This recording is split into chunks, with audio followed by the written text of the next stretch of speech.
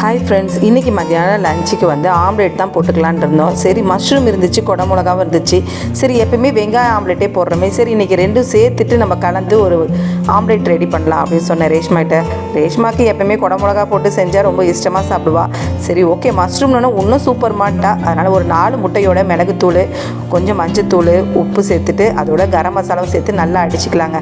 அடிச்சுட்டு நான் வந்து சாப்பரில் போட்டு எடுத்துக்கிட்டு நல்லா பெரிய வெங்காயம் அதையும் சேர்த்துட்டு அதோட கழுவிட்டு நான் வந்து மஷ்ரூம் சேர்த்துருக்கேன், பொடிசாக கட் பண்ணி, குடை மிளகாவும் பொடிசாக கட் பண்ணி சேர்த்து, கொத்தமல்லியும் சேர்த்து நல்லா கலந்துட்டு நல்லா அடித்து கலந்துட்டு நம்ம சேர்க்கும் போது முட்டை நல்லா புஷ்ஷுன்னு வரும்.